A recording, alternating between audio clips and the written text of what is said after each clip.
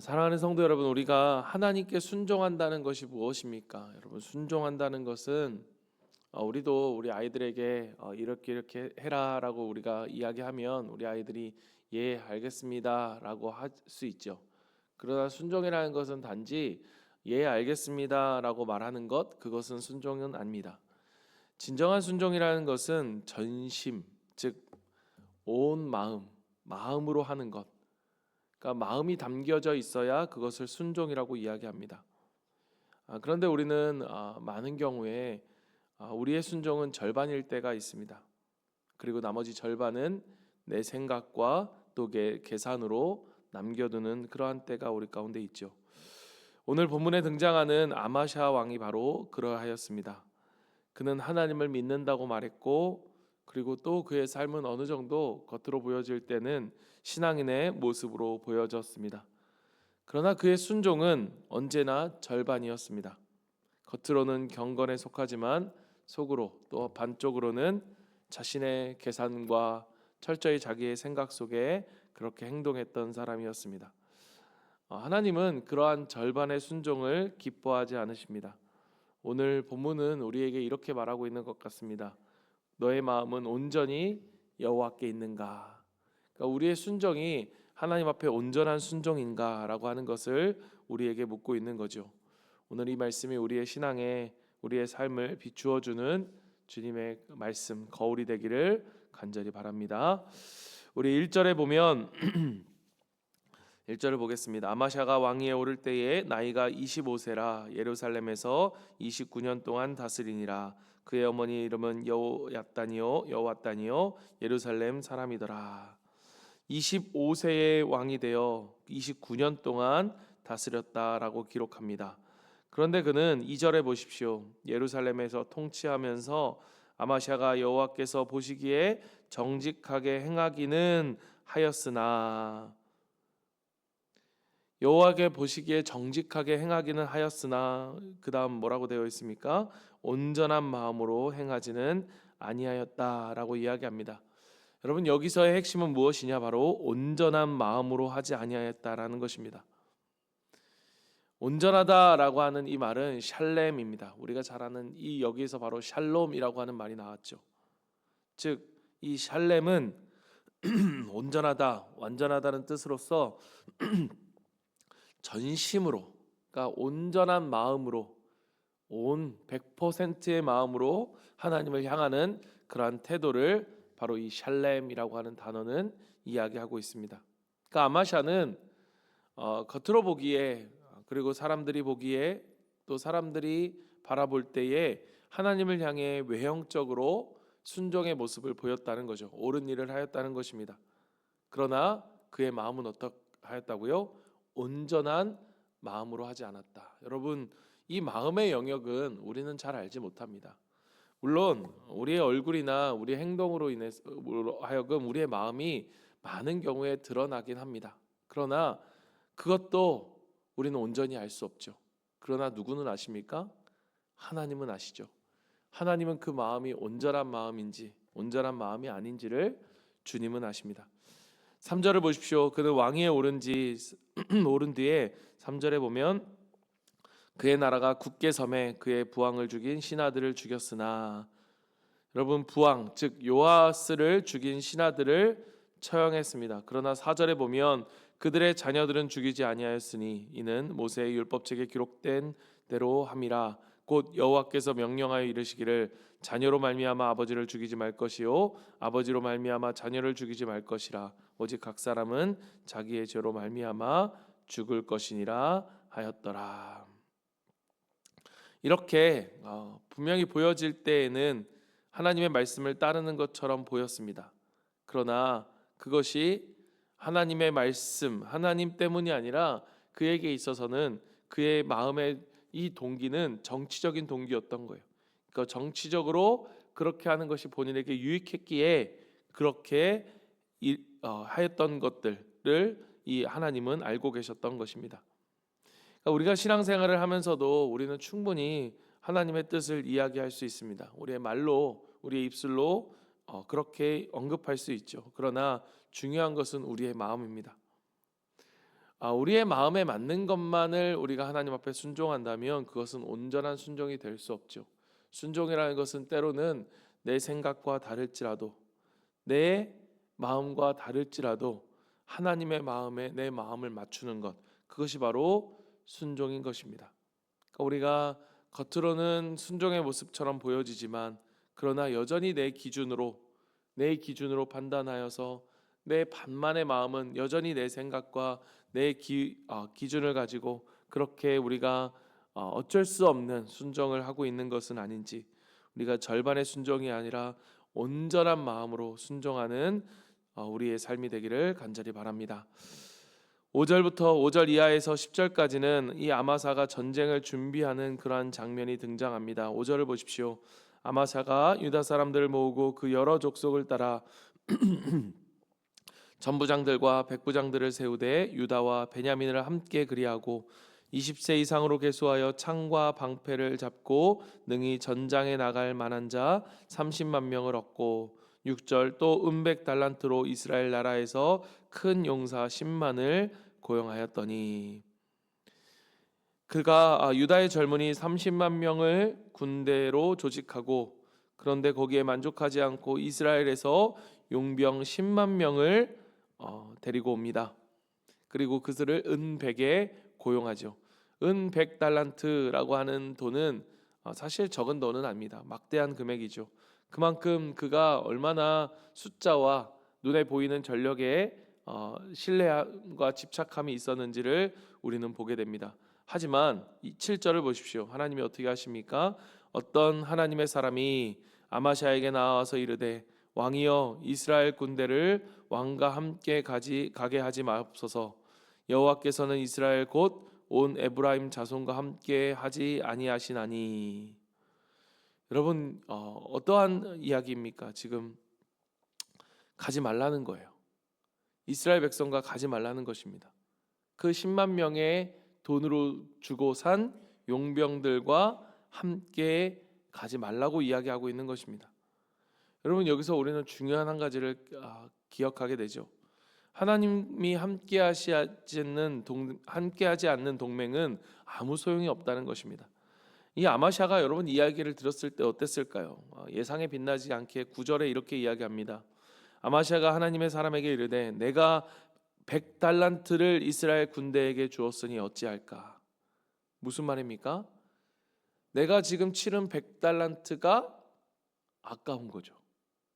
내가 이미 100달란트를 주었는데 이 100달란트 어떻게 합니까?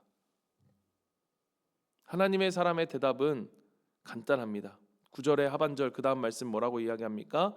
여호와께서는 능히 이보다 많은 것을 왕에게 주실 수 있습니다.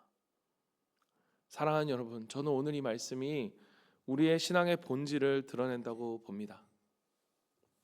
여러분 신앙은 무엇입니까? 손해를 감수할 수 있는 것, 그 믿음이 바로 신앙입니다.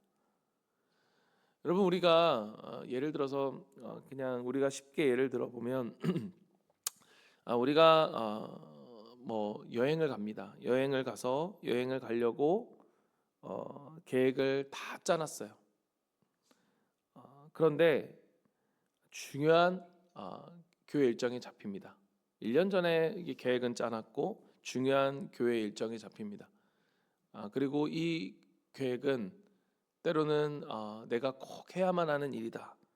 그런데 만약에 여행을 가지 않으면 100만 원, 200만 원이 날아간다고 생각해 보십시오. 여러분 어떻게 결정하겠습니까?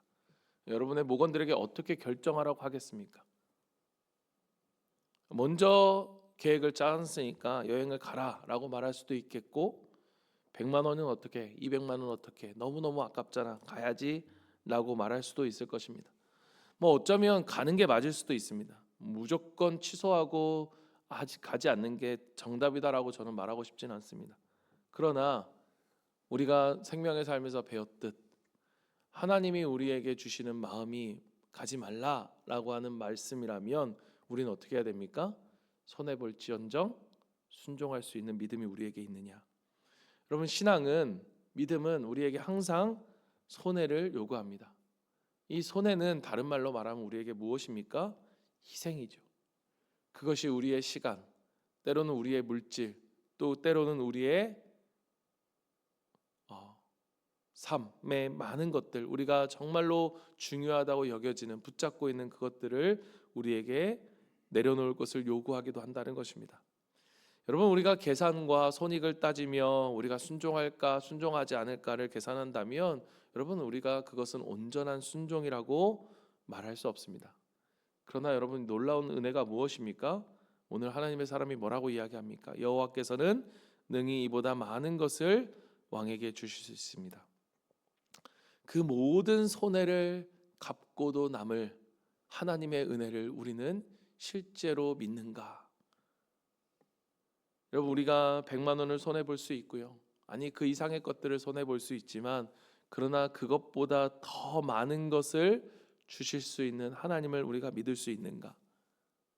여러분, 이것이 바로 우리의 신앙의 리트머스처럼 우리가 정말로 하나님을 믿는가를 우리는 드러나게 되는 거죠.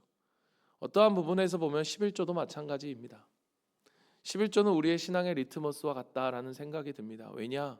여러분, 우리가 하나님께 드리는 것 때로는 아까울 수 있습니다. 인간적인 마음들이 우리 안에 들 수 있죠. 그러나 이보다 더 많은 것을 나에게 주실 수 있는 하나님을 우리가 믿고 있는가? 하나님을 향한 우리의 온전한 신앙의 리트머스가 마치 우리에게 11조와 같은 헌금처럼 드러날 수 있다라고 하는 것들을 우리가 기억해야 할 것입니다. 오늘 우리의 신앙의 개선표에 무엇이 우선인가? 우리의 손익이 우선인가? 하나님의 말씀이 우선인가?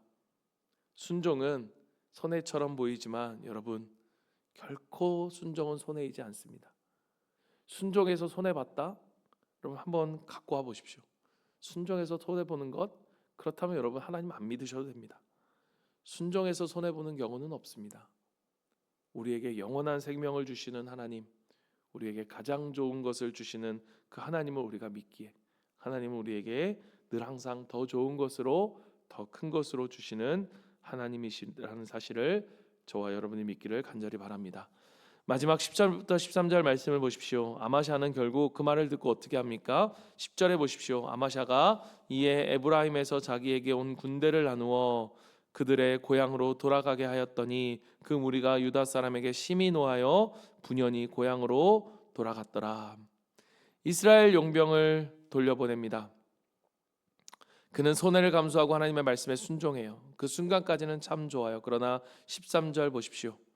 아마샤가 자기와 함께 전장에 나가지 못하게 하고 돌려보낸 군사들이 사마리아에서 베드론까지 유다 성읍들을 악탈하고 사람 3,000명을 죽이고 물건을 많이 노락하였더라. 분명히 좀 전에 제가 이야기했는데 그것과 다른 결과가 나오죠. 13절 보십시오.